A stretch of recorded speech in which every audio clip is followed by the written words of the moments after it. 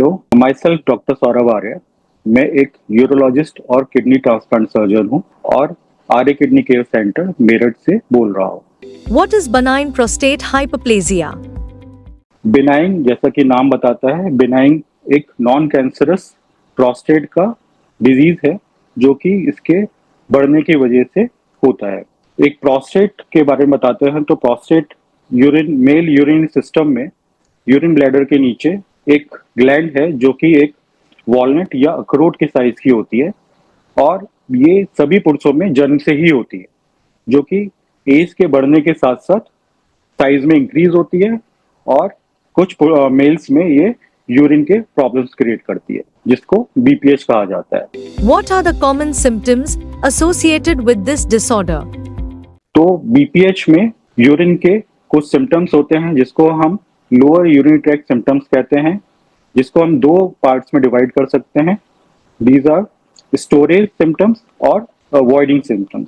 तो storage symptoms में patient को स्टार्टिंग से बार बार यूरिन के लिए जाना होता है और रात में भी यूरिन, जैसे ही नींद आती है, नींद आने के बाद यूरिन के लिए उठना पड़ता है, बार बार उठना पड़ता है और कभी कभार इतनी तेज यूरिन होता है कि वो यूरिन को कंट्रोल नहीं कर पाता। उसके बाद जो वॉइडिंग सिम्टम्स हैं उसमें यूरिन का फ्लो अच्छा नहीं होता, यूरिन का जो फ्लो है वो कपड़ों में ही गिर जाता है या यूरिन के लिए जोर लगाना पड़ता है, या जब यूरिन करने के बाद में लगता है कि यूरिन का ब्लैडर आपका पूरा खाली नहीं हो पा रहा है, आपको दोबारा से जाना पड़ेगा।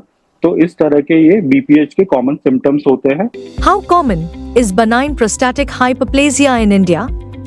बेसिकली बीपीएच एक एज रिलेटेड डिसऑर्डर है जो 50 प्लस पेशेंट्स में स्टार्ट होता है। जैसा मैंने बताया कि यूरिन या प्रोस्टेट ग्लैंड के साइज में इंक्रीज होने की वजह से, तो ये काफी कॉमन प्रॉब्लम है। तो इसके लिए आपको जो भी 50 प्लस एज ग्रुप के पेशेंट्स हैं, आपको एक अपने यूरोलॉजिस्ट से कंसल्ट करना चाहिए।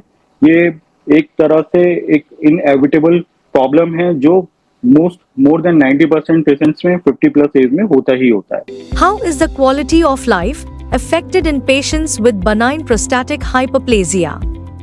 जैसा मैंने बताया कि बीपीएच में रात में सोने के बाद यूरिन के लिए बार बार उठना पड़ता है। तो पेशेंट्स एक तो एल्डरली होते हैं, उनको बहुत सारी कोमॉर्बिडिटीज होते हैं, उनको डायबिटीज होता है, बीपी का प्रॉब्लम होता है और नींद उनको कम आती है, और फिर उनके साथ में यूरिन की जो प्रॉब्लम्स होती हैं उसकी वजह से भी उनको नींद नहीं आ पाती है। तो डेफिनेटली उनका पूरा क्वालिटी ऑफ लाइफ अफेक्ट होता है।